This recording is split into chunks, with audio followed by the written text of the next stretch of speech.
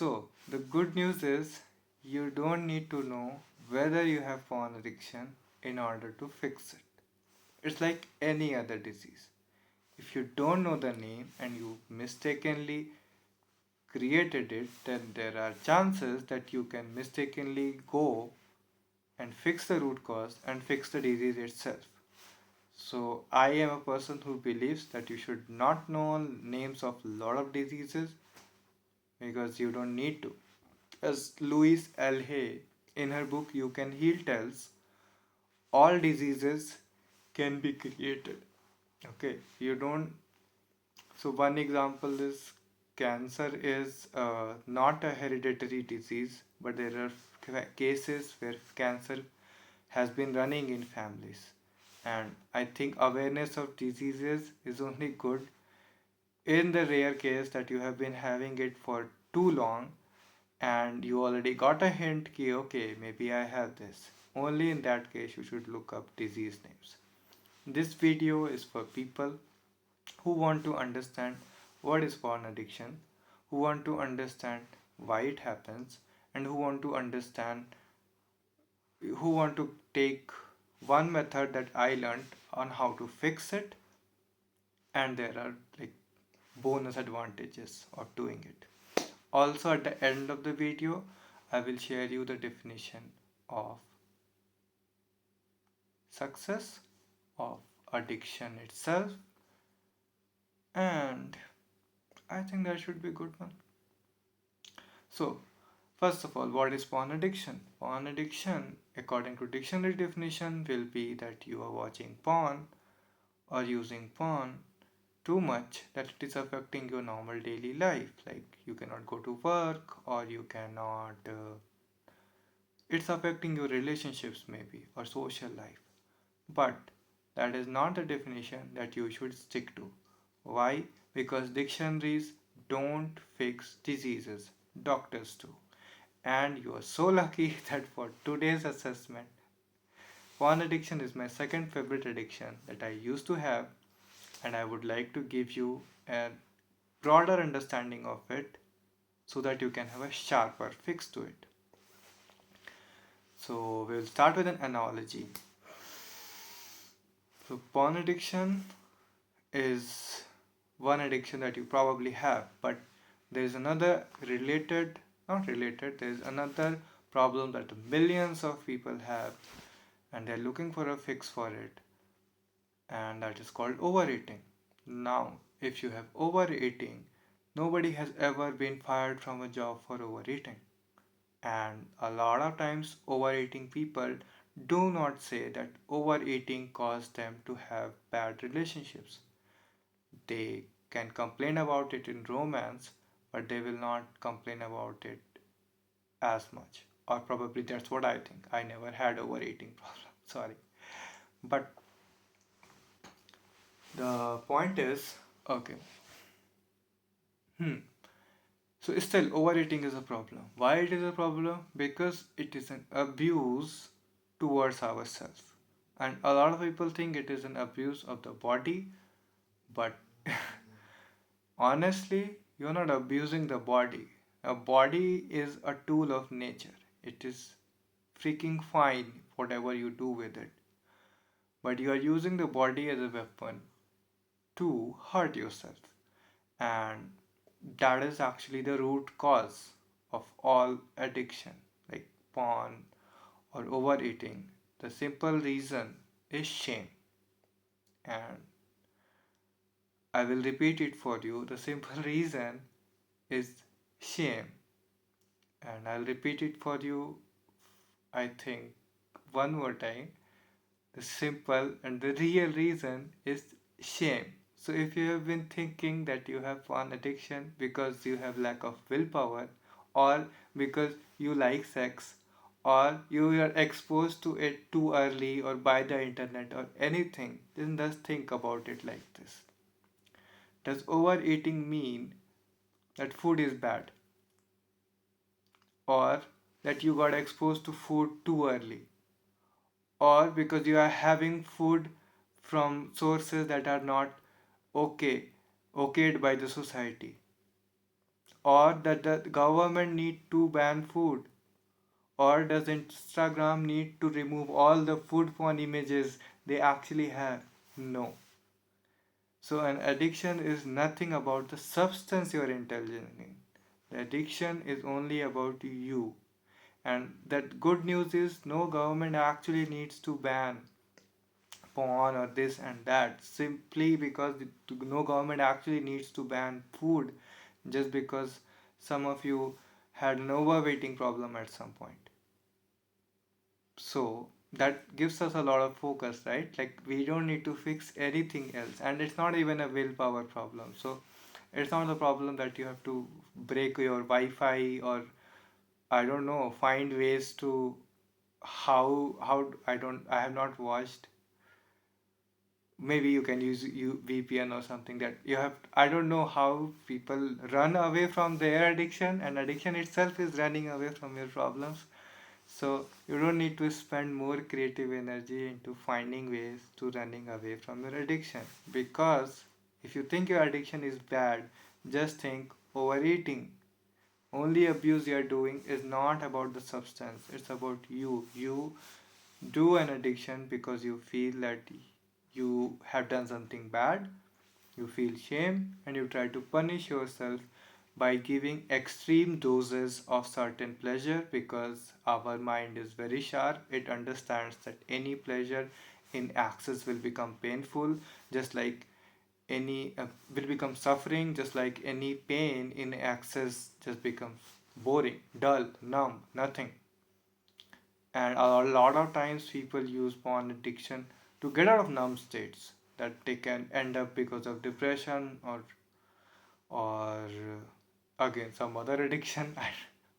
I will not explain you more physics here. So you understand the why of porn addiction, you understand the what of porn addiction. Now I'll tell you the how. So the how is actually the most magical part. So I did this. I got a course that I did not exactly in the hope of solving porn addiction, although in the midst of it, I kind of rediscovered that I used to have this addiction. And there is a very good TED talk. I will post the title of that video or link of that video if somebody reminds me, probably, where there's a very good quote that once you're an addict, you're always an addict. And I don't think that you have to think that forever, but as long as you have not conquered it at least once, and by conquered I mean treated, not like willpower conquer. Again, don't go to willpower, you will not solve a problem at that level yet. So, okay, coming back. Hmm. Once an addict, you're always an addict. So stick to that. And that is also actually a very safe path for you, because the path of avoiding addiction is really, really, really scary. It will pull you back. Every time you feel like you're going back there, once you have identified the root cause, for which there are multiple methods, again, you can refer to the Louise L. Hay book. You can heal and understand why you have the addictions. Then that is a very good reminder that probably you are going back to your original bad habit, which is like thinking bad about yourself, underestimating yourself, comparing yourself to other people, being stuck in past mistakes. Those are all your problems. Okay, and I will add another gyan here. There is nothing, no other sin in this life than to think that you are a sinner and try to not be okay with it. You have to be okay that you did shit, and you are still okay. You don't need to punish yourself. So the method that I used was caught on by mistake. That's where we were. And why am I telling about this method? Because once I understood that I can conquer this, first of all, it felt great. Like, you do not want to imagine. So, I think one happiness a lot of us feel when achieving a dream, but understanding and treating an addiction, like really treating it for good, without having to use willpower, without having to play games with yourself. Ki, okay, if I didn't do this for 1 year, then probably I'm done with it. All of those games, if you can get over with that, and you have a method that you can go back to again and again and again until you have a good fix, good handle, and still be okay that yeah, you're probably always going to be an addict. So it's the best feeling in the world. I'm not saying everybody should do aspire to this, but if you are in a position that you are having this, it will be very good for you. Secondly, it will help you re-access all the other dreams you used to have. For example, for 27 years I have lived, and 26 years I never wrote poems. Now I can barely write a page which doesn't have no bunch of alliterations and all. So I discovered creativity, I discovered dreams, I discovered dimensions of living that I had not before. And this story starts with when I started doing yoga. And why I will tell, so the method that I used was I got a course by Sophia Sundari, which is the initiation to Tantra. And before you go all haywire, like I don't want to become a tantric, I'll actually tell you a very simple definition for Tantra. And this you can trust because I'm a person who used to do a 60 minutes yoga class and then have 20 minutes of question answer, and properly, like I used to write down the questions and the answers in a copy, save a screenshot and send it to my yoga trainer. So I have studied yoga by mistake, not meaning to. And actually, I actually got another book for Tantra, which is by my other favorite Indian author. And he's from, I think, no, I got the book in Allahabad airport, which I feel is a sacred place now. And he is from Bareilly, and he has the Sanatan Society, very famous international society ashram in Haridwar. And I got another book on Tantra for that reason only, because I was like, this is so dope and also very simple. So the definition of Tantra is simple. First of all, okay, I'll tell you two myths and what's the real thing. First is Tantra is nothing really out of the ordinary. Everything ever done is part of yoga. Everything ever done in your life will be a part of yoga, because yoga is the art of balance, and if you raise yourself in one dimension, automatically your life will make you raise yourself in another dimensions, and then you will have yoga, and then again that will cause the rapid ascent in your the way you think, the way you see the world, the way you want to create things. Then again some other dimension will grow, and then the second dimension has to cooperate, then again you have the yoga. So first of all, yoga is Hatha Yoga is a tantric text. I don't know about Kundalini Yoga, but I also learned about Kundalini Yoga concepts from the Tantra course only, Sophia Sundari. So Hatha Yoga is a tantric text. So don't think that Tantra is something out of the ordinary. And there's another cool fact: the idea that you can worship with idols inside your home is a tantric idea. In fact, nobody was ever able to worship at their home. I think people who were rich enough to create a proper sthapana of a devta inside their home and all, except those, and especially the scheduled caste, the fourth caste of the normal four varna system, was never allowed near temples, so they didn't have access to gods. And then Raja Ravi Verma came and he started doing these photographs of gods and goddesses. And that became a alternative for the scheduled castes to worship the gods. So they are not barred from access to knowledge from God just because they can't enter temples. And later on, even other castes also adopted that, okay, if I can uh, worship using a photo, it is as good as a statue or an idol. So even the idea that you can worship inside your home is a tantric idea, and tantra is credited for a lot of modern spiritual practices uh, which came into the orthodox Sanatan Dharma later on. And all of this is because these people, even the people who created Hatha Yoga, they are not, people outside of the ordinary.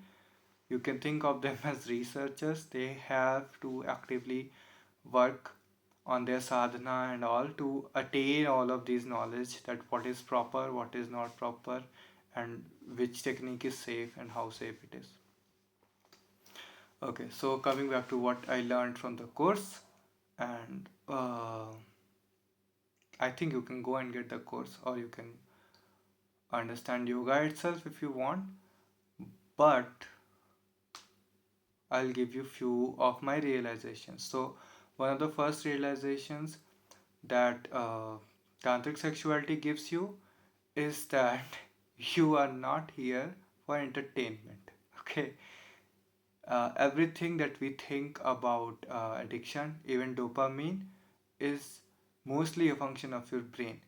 So controlling addiction is, probably you have this idea, controlling addiction is about killing the urges of the body. The body does not have urges, the body has functions and tastes, and the mind also develops taste from the body.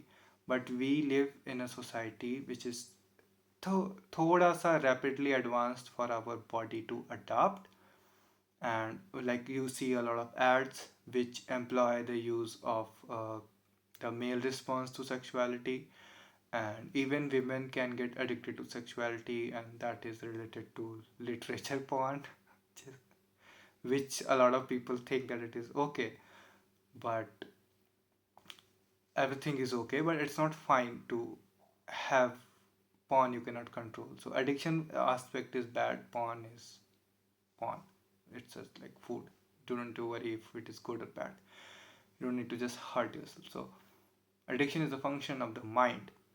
So even sex, whenever it goes wrong, is usually because the mind is trying to use the faculties of the body, and instead of tastes, it's trying to do overstimulation.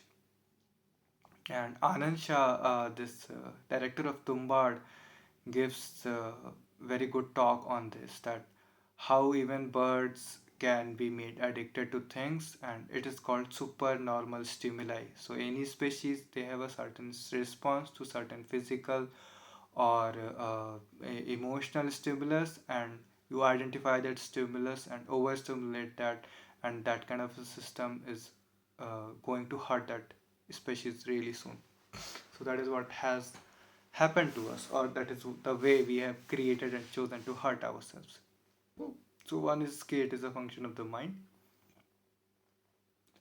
So how do you control the mind? So you do not control anything by willpower, and you do not control anything by declaring it an enemy. Okay, just remember the most the person you had the most enemyship in your life, and you will realize you never learn to control it. So the mind is also not your enemy. The mind is also a tool, and the tool doesn't know good from bad. So again, the mind and the body are whatever they are.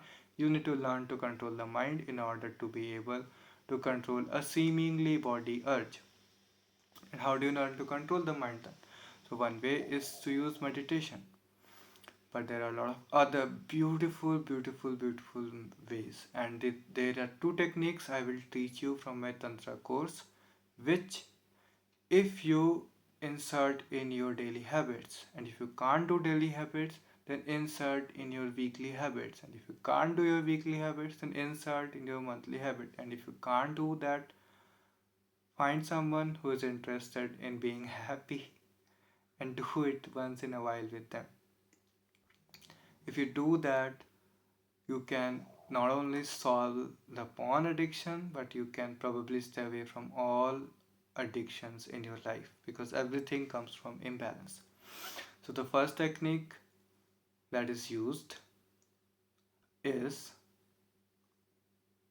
dancing, movement. So, this is for men because men have a sexuality that is rapid, fast, and it responds more to visual stimulus. So if your visual brain is too strong, then you need to counter that by using the body itself. So one way to do that is to dance, and don't need to dance for any competition, don't need to win any prizes. Just stand in front of the mirror. The mirror really helps in early of these exercises because you need to see yourself making that change, and you need to see yourself doing something for loving yourself. And stand in front of the mirror and dance, and any kind of hip movements. So a lot of times you might have done yoga, you might have done boxing, you might have done a lot of repeated movements. So yeah, the dance also try to make it non-linear, because if it is linear or repeated, that again becomes an expression of the masculine side of sexuality. But we all have masculine and feminine sides, and if there is an imbalance, it's for men it's going to be the masculine side. So to counter that, you have to work on awakening the feminine side of your sexuality, and that is done by dancing. So women find this naturally fun for them, like yoga and dancing and activities, and due to social conditioning, you could say, or due to the inherent nature of the body, men are not that good at dancing, and they do not do it as a daily activity. But even if you do, just like do 2 or 3 hip sways in a day, it will really activate a different part of your routine. It will kick off all of the imbalances that you're carrying in your body, and that is one technique that is used. Then there is a second one, and the second one is my favorite. Oh my god, the second one is my over favorite, because it is again related to eating. So when you are eating, you might have heard that try to chew your food 32 times or whatever, 36 times. So this again is a counter to all the over stimulus we feel in our current environment. You feel in your current environment. So okay, so food is one of the most important tastes that humans have, and like if you try to remember when was the last time that you like really tasted every small bit and piece of food, you will find that that was a very very pleasant day for you mostly. So if I remember my childhood, then I used to love the taste of curd, which you see it's a very not a very strong taste, it's not a very sweet thing or a spicy thing. But if you can learn to enjoy the life in its simplicities, in its very sensitive aspects, then you automatically uh, raise yourself to the level that you never have to go to the extremes to try to run away from the numbness and all. So if you create a habit of feeling uh, every sensation deeply, then that will always keep you from any kind of addiction. And in this, I'll give you the trick that I used. That I didn't used to use 30 chew my food 32 times. This is actually a very good talk by Madhavan, the actor of Mukkebaj movie, and like he was there in Three Idiots also. He has a very good talk on chew your food and eat your water, And yeah, exactly. Actually, I love eating water now. And eating water is a little difficult because, but right now it's not because you're not in an office environment. But a lot of times people will be like, कि ऐसे क्यों पानी P रहे हो? No, so slowly. Why are you sipping? But that is again a very good training to enjoy the finer tastes in life. And one funny thing I'll tell you anyways, कि I became a vegetarian recently because I was so much enjoying the fine tastes of food and water that I started feeling the smell of like just like the chakras actually. So there are seven chakras, and each out of there are five elemental chakras. So the five elemental chakras have five different tastes, and if you are a good practitioner of yoga, I can say after a certain level of practice you can taste the level of your chakra. And I still can't differentiate which one I'm in, but I can taste like it's tastes like mustard or something. So that is also a very fun taste to have in your life. But coming back to the trick that I was telling is, you start by doing this, that the first morsel, the first, what do you call it, first time you put something in your mouth, in your meal, chew it three times. And the last time you are eating, chew it three times. Just that. Don't need to start from 32. And what was the other one? Yeah. So after 1 or 2 days, do this. The first thing that you eat, the first time that you eat, I don't know why I'm not getting the word, the morsel or whatever. Chew it five times. The last time you eat, the last nivala that you eat, chew it five times. And that nivala doesn't need to be like the biggest nivala or the medium nivala or anything.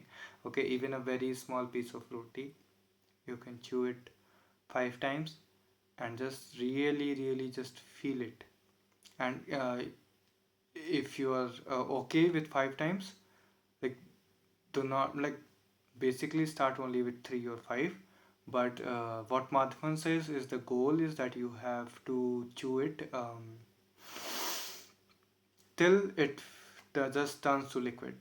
No, that if we keep chewing a piece of roti or just rice in your mouth for long, then it will become semi-fluid, right? And then just let it become entirely fluid so that you can gulp it entirely like water.